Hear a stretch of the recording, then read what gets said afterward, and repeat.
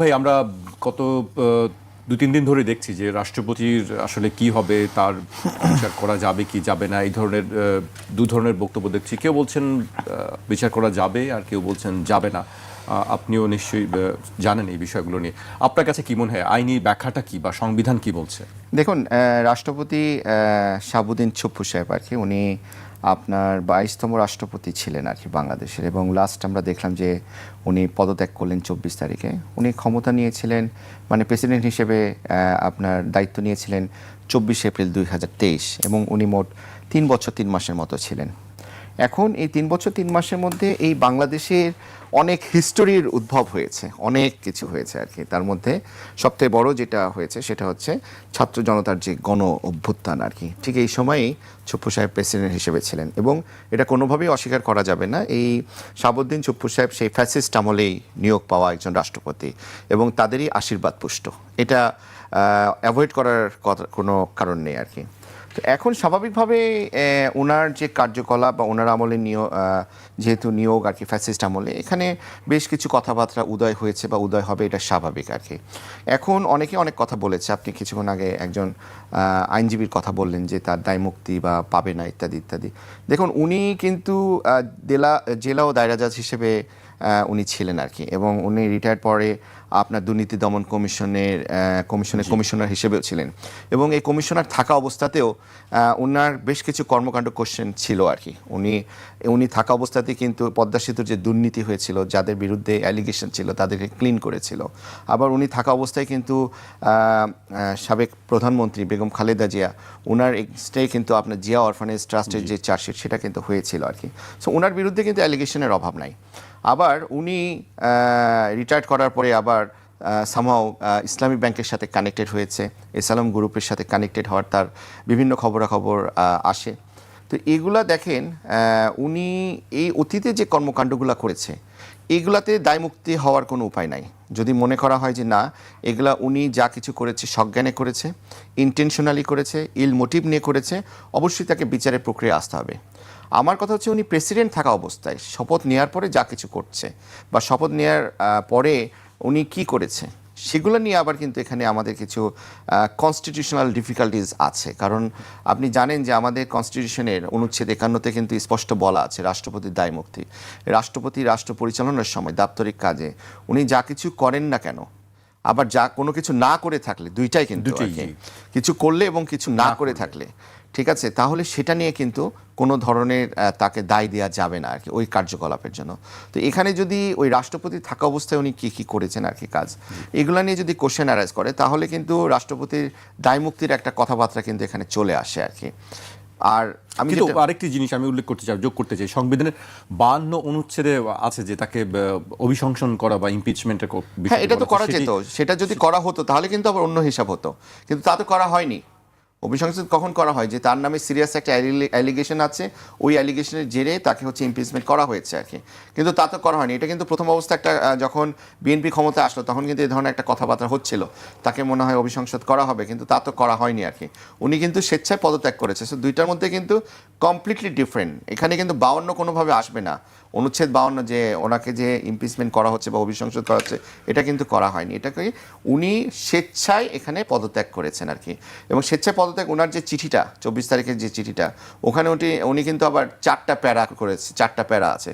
প্রথম প্যারায় দিয়েছে যে উনি দায়িত্ব সততার সাথে পালন করার চেষ্টা করেছে আর কি, এবং যখন রাষ্ট্র একটা ডিফিকাল্টিজ অ্যারাইজ করেছিল 5ই আগস্টের পরে, যে ডিফিকাল্টিসটা ছিল যে এখন ক্ষমতা কে নিবে, তখন কিন্তু আমরা দেখেছি অনুচ্ছেদ 106 ইউজ করা হয়েছিল। 106 অনুচ্ছেদে কিন্তু বলা আছে স্পষ্টভাবে যে কোনো যদি আপনার সাংবিধানিক ডিফিকাল্টিস অ্যারাইজ করে, তাহলে রাষ্ট্রপতি সুপ্রিম কোর্টের আপিল বিভাগের মহামান্য বিচারপতিদের পরামর্শ গ্রহণ করবে, তাদের কাছে একটা প্রশ্ন উত্থাপন করবে, ওনারা যে অ্যাডভাইস দিবে সে অ্যাডভাইস অনুসারে কাজ হবে।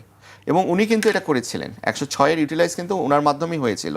উনি ছাড়া আবার এটা অন্য কেউ তো এই কোশ্চেনটা আপনার সুপ্রিম কোর্টের অ্যাপিলেট ডিভিশনে দিতে পারবে না। সো এই 106 ইউটিলাইজ করেই কিন্তু পরবর্তীতে আপনার ইন্টারিম গভর্নমেন্ট গঠন করা হয়েছে। ওনার প্রথম অংশ যেটা বলা হয়েছে সেটা কিন্তু ট্রু, এটা অস্বীকার করার কোনো ওয়ে নাই। উনি আবার দ্বিতীয় অংশে বলেছে যে ওনার কারণেই দেশে কোনো সাংবিধানিক বিপর্যয় ঘটেনি, ইলেকশন হয়েছে।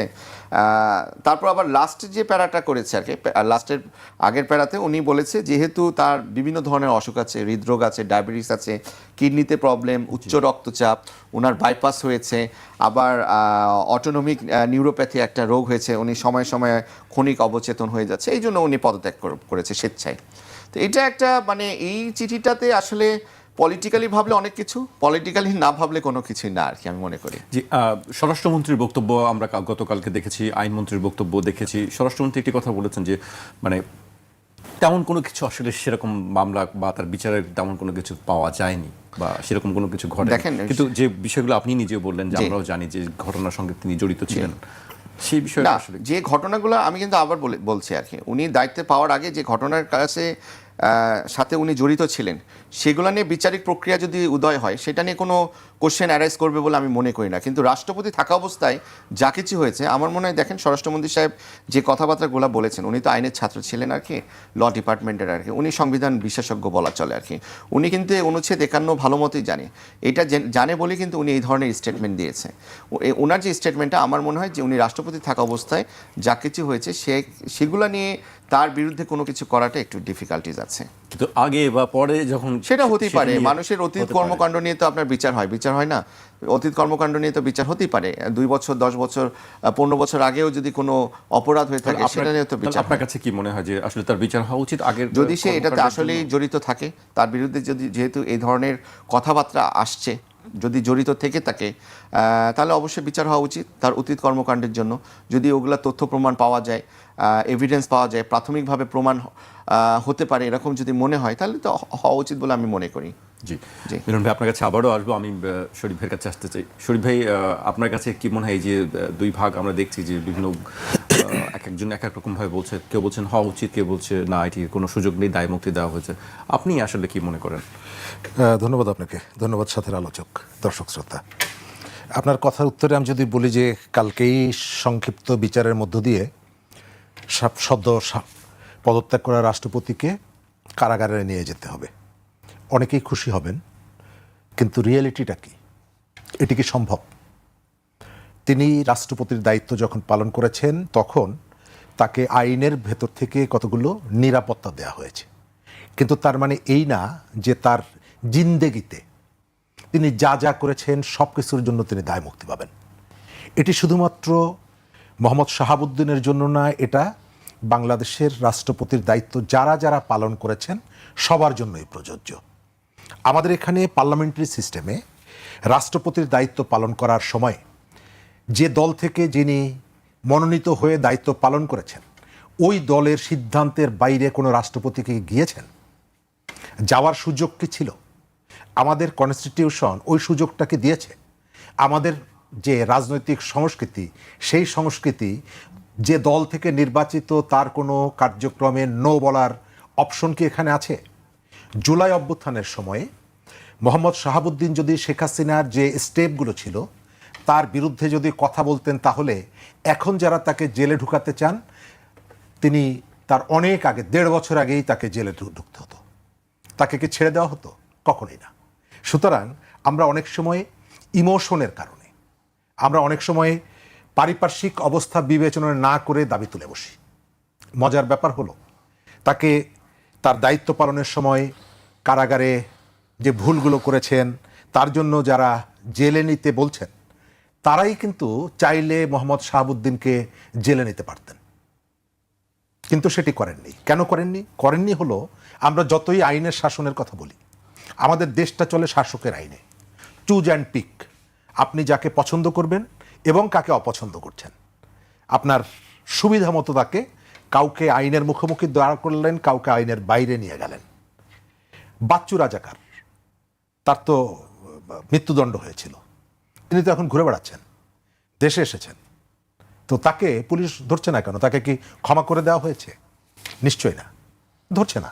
সরকার, আগের যে সরকারটা ছিল তাদের সময় বিচারে ফাঁসি হয়েছে, আর এখন যারা আছেন বা এই যে 1.5 বছর যারা ছিলেন তাদের মনে হচ্ছে যে না, এটা তাকে ধরা যাবে না, ধরছে না। তাহলে ক্ষমা করে দেওয়া হচ্ছে না কেন, বা ধরছে না, ক্ষমা করছে না? আমাদের বিষয়টা এখানে, তাহলে আমি কি? তো ওইটাই বললাম যে এখানে আইনের শাসন বলতে যে ধরনের সিস্টেমটা সারা পৃথিবীতে আছে, আমাদের এখানে সেটা নাই। আমাদের এখানে আইনের শাসন বলতে আমরা রাজার ইচ্ছাকে বুঝি। রাজা যেভাবে চাইছেন সেটা হলো আইনের শাসন। আওয়ামী লীগের শাসন আমলে আপনার মনে থাকার কথা, মাহিয়া মাহিকে অশ্রাব্য ভাষায় গালাগালি করেছিলেন স্বাস্থ্য প্রতিমন্ত্রী মুরাদ হোসেন, কিন্তু তাকে কেবলমাত্র মন্ত্রিত্ব থেকে সরানো হয়েছিল।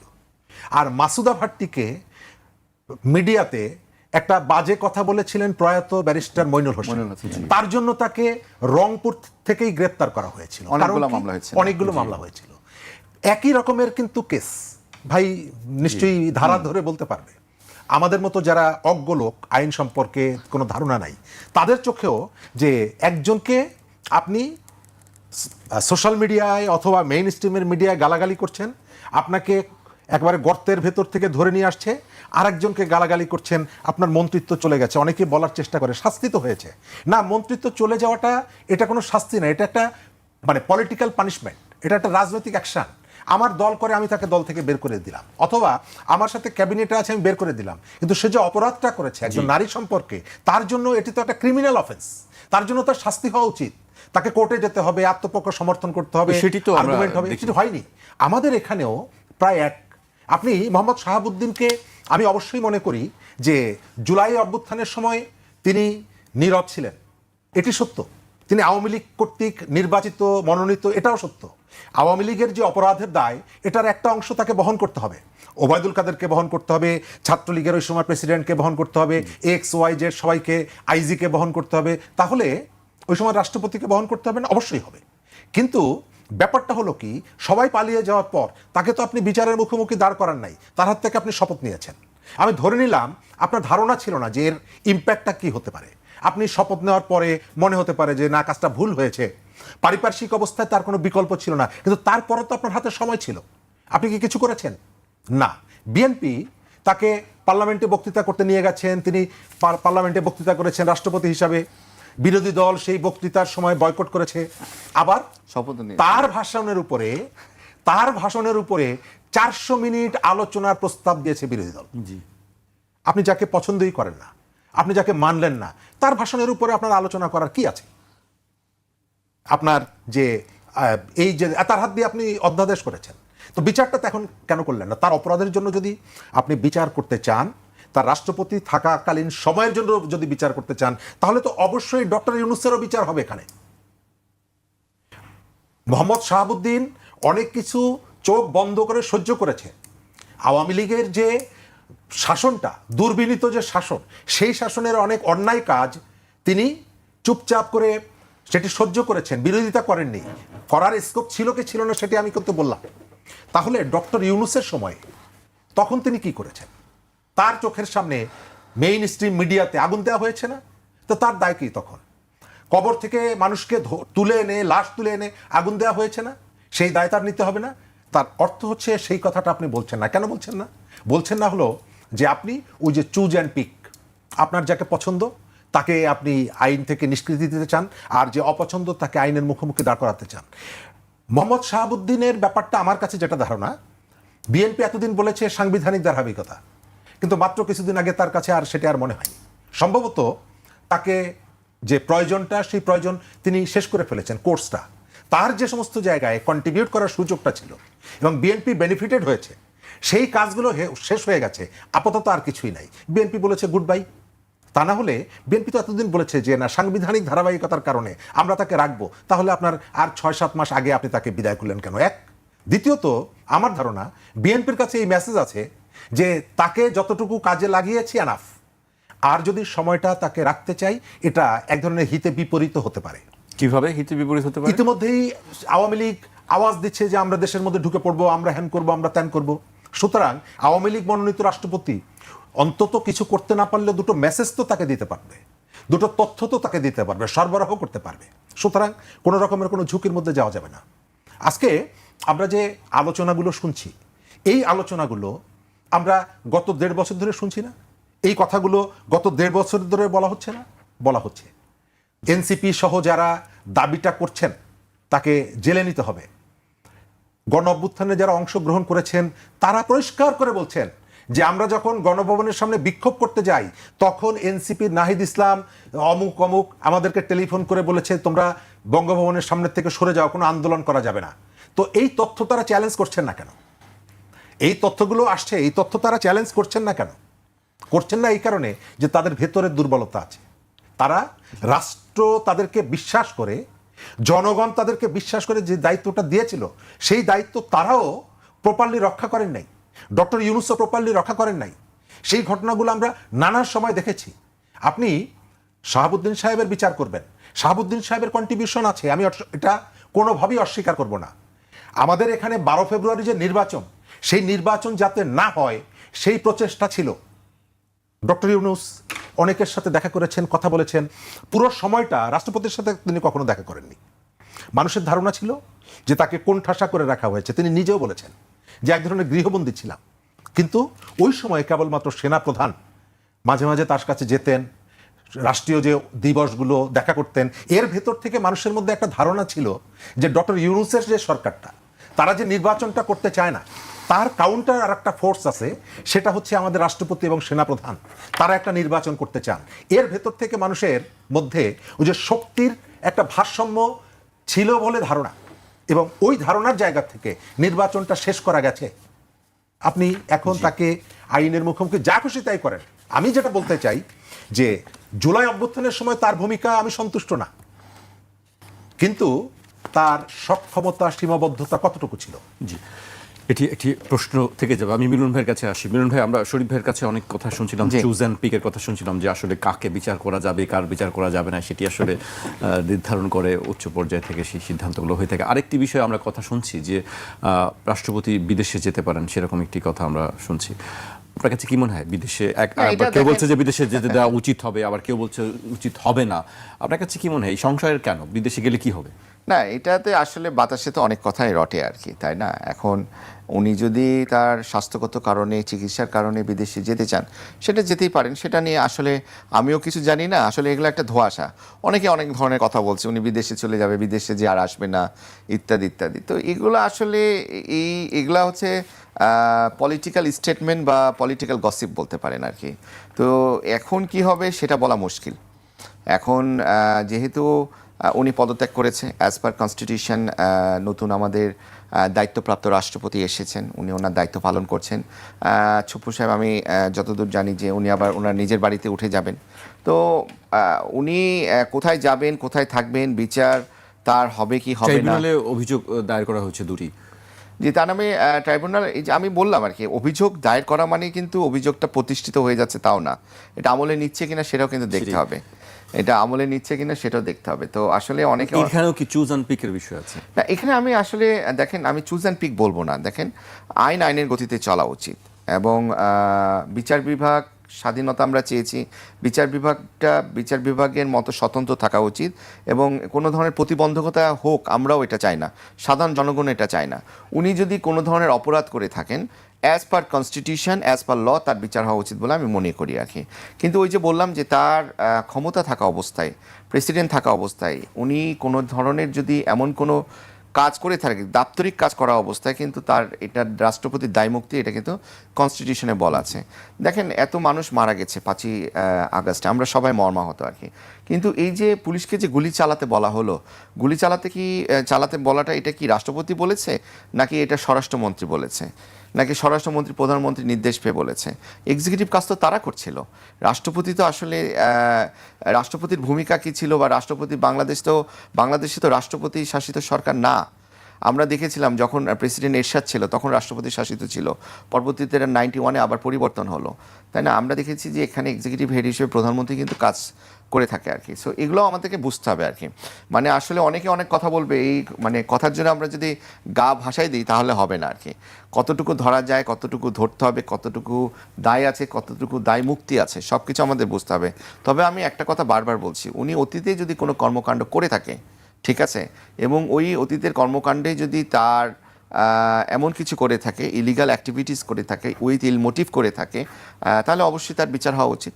কিন্তু অতীতে দেখেন, অতীতে কিন্তু তার বিরুদ্ধে বেশ কিছু অ্যালিগেশন কিন্তু এখন পেপার পত্রিকা বলেন, মিডিয়াতে বলেন, অনলাইনে বলেন আসছে। কিন্তু উনি কিন্তু যখন জেলা জাজ হিসেবে রিটায়ার করে আর কি, রিটায়ার করার পর কিন্তু উনি দুদকের কমিশনার ছিলেন। আমি একটু আগে বলেছি, কমিশনার থাকা অবস্থায় উনি একটা বিশেষ দলকে বিভিন্ন ধরনের সুবিধা দিয়েছে। পদ্মা সেতুর যে দুর্নীতি হয়েছিল, কানাডা যে মামলাটা হয়েছিল, কানাডিয়ানরা যে মামলাগুলো করেছিল, ওই সময় কিন্তু মন্ত্রী ছিলেন আবুল হোসেন সাহেব। তার বিরুদ্ধে যে দুর্নীতির যে তকমাটা উঠেছিল আর কি, তাকে পুরো এই 2 বছর ধরে কিন্তু তদন্ত করার পর একটা আইওয়াস তদন্ত করে তাকে কিন্তু এখান থেকে মুক্ত করে দেওয়া হলো। বলা হলো যে না, কোনো দুর্নীতি নাই। ওই সময় কিন্তু এটা খুব আলোড়ন তুলেছিল এই মামলাটা। আবার জিয়া অরফানেজ মামলা আমরা দেখেছি আর কি, বেগম খালেদা জিয়াকে মিথ্যা মামলায় কীভাবে হয়রানি করা হলো, তাকে কিভাবে গ্রেফতার করা হলো। তো এটা কিন্তু একটা সুবিধাজনক সময় কিন্তু তার মাধ্যম দিয়ে কিন্তু তার আমলে সেই দুদকের কমিশনার থাকা অবস্থায় কিন্তু এই চার্জশিটটা দেওয়া হয়েছিল। পরে আমরা আবার দেখেছি 2017 সালে ইসলামী ব্যাংক, উনি কিন্তু বোর্ডেও ছিল, উনি কিন্তু ইন্ডিপেন্ডেন্ট ডিরেক্টর হিসেবে কিন্তু বোর্ডে ছিল কিন্তু। তো ওই সময় ইসলামী ব্যাংক এত ভালো একটা ব্যাংক, মানে সবাই ইসলামী ব্যাংকের প্রতি যে আস্থা ছিল, সেই আস্থাটা পুরাটাই কলাপস করলো ইসলামী ব্যাংকের উপর থেকে।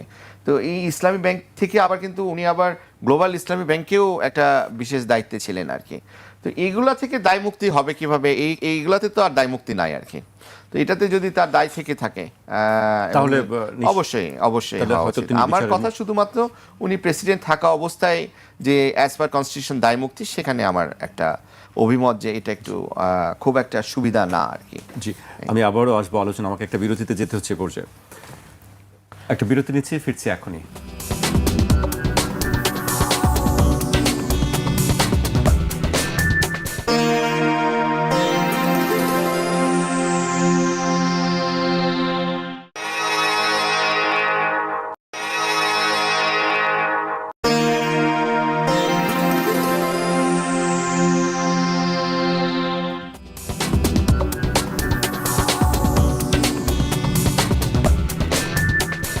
বিরতির পর আবারও স্বাগত, আপনারা দেখছেন 21 রাত। আমাদের সঙ্গে আছেন সুপ্রিম কোর্টের সিনিয়র আইনজীবী ব্যারিস্টার মাহফুজুর রহমান মিলন এবং রাজনীতি বিশ্লেষক শরীফুজ্জামান শরীফ। আমি শরীফ ভাইকে দিয়ে শুরু করতে চাই। শরীফ ভাই, সাবেক রাষ্ট্রপতি নিয়ে আমরা কথা বললাম, সামনে কে রাষ্ট্রপতি হবে এটি নিয়েও কয়েকদিন ধরে জল্পনা কল্পনা চলছে। আপনার কাছে কি মনে হয় যে নামগুলো আমরা শুনছি, এর মধ্যে থেকে কেউ হবে নাকি আসলে অন্য কেউ হওয়ার কোনো খবর আছে আপনার কাছে? আচ্ছা, ধন্যবাদ। তার আগের অংশের একটা বিষয়ে একটু মন্তব্য করি। আপনি অ্যাডভোকেট শিশির মনির সাহেবের একটা কোট করেছেন। আমার ধারণা যে শাহাবুদ্দিন সাহেব যদি তাকে আইনজীবী হিসাবে নিয়োগ দেন, তাহলে তাকে কিন্তু একটা ভালো ফলাফল তিনি পেতে পারেন। কারণ হচ্ছে আমাদের মনির সাহেব, তিনি এই ধরনের মামলায় কিন্তু ভূমিকা রাখেন। এই যে বুয়েটের আবরার ফাহাদের খুনি যারা ফাঁসি হয়ে যাওয়ার পর আমরা কিন্তু তাকে ওই দণ্ডপ্রাপ্তদের পক্ষে আইনজীবী হিসাবে দেখেছি। রানা প্লাজার, সম্প্রতি আদ্দিন হসপিটালের রানা প্লাজার যে খুনি রানা, তার পক্ষে উনি দাঁড়িয়েছেন। ঠিক আছে, সুতরাং আমি জানি না যদি এই রকমের ব্যাপার হয়, আমি পরামর্শ থাকবে আমাদের সাবেক রাষ্ট্রপতিকে, আপনি চেষ্টা করবেন শিশির মনির সাহেবকে যেন আইনজীবী হিসাবে আপনার পক্ষে নিতে পারেন। দ্বিতীয় জায়গাটা হচ্ছে এখানে বিচারটা, আমি যেটা বললাম চুজ অ্যান্ড পিক, কক্সবাজারে ওই যে ক্রস ফায়ারের আলোচিত হত্যাকাণ্ড, তার আসামি শেখ হাসিনা, ক্রস ফায়ারের আলোচিত হত্যাকাণ্ডের শেখ হাসিনা। আবার আমাদের এখানে জুলাই হত্যার যখন আপনি বিচার করেছেন, তখন পুলিশের আইজিকে আপনি আইনত তাকে রাজসাক্ষী আপনি করতেই পারেন, কিন্তু রাজসাক্ষী করার ভেতর থেকে আপনি তাকে লঘুদণ্ড দিয়েছেন। শেখ হাসিনা ফাঁসি হয়েছে, স্বরাষ্ট্রমন্ত্রীর ফাঁসি হয়েছে, কিন্তু পুলিশের সর্বোচ্চ প্রধান যিনি, যার অধীনে পুলিশ বাহিনী নানা রকমের হত্যাকাণ্ডের সাথে জড়িয়েছিল, আপনি লালবাগ থানার কোনো একজন সাব ইন্সপেক্টরকে ফাঁসি দিয়েছেন, কিন্তু এই মামলায় পুলিশের আইজি সামান্য তাকে একটা দণ্ড দিয়েছেন। এইটাই প্রমাণ করে যে এখানে বিচারের কাজটা চুজ অ্যান্ড পিক।